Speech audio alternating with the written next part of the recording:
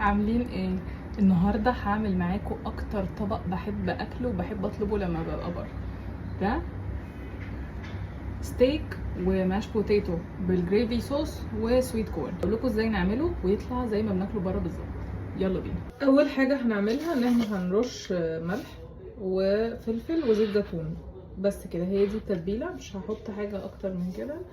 احط شويه ملح فلفل، كل قطعه احط لها شويه زيت كده كده اهو. هعمل لها مساج واقلبها على الناحيه التانية واعمل نفس اللي عملته ده الناحيه التانية.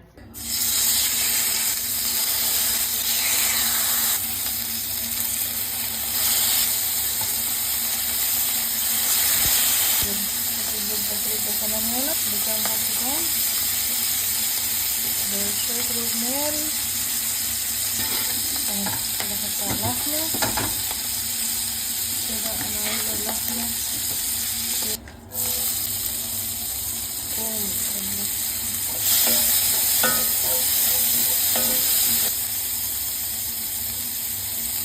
كمان كيمة. يا سلام بقى لو في مشروم.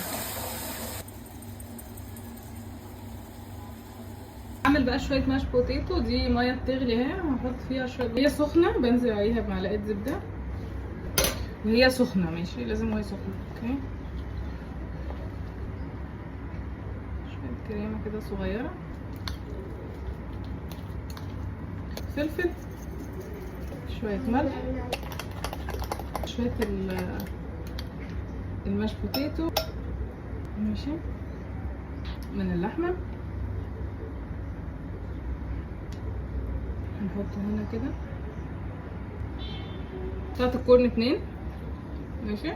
الطبق بتاعي جاهز. بصوا شكله يجنن، انا بموت في الطبق ده. ممكن تعوزوا ايه تاني اكتر من كده؟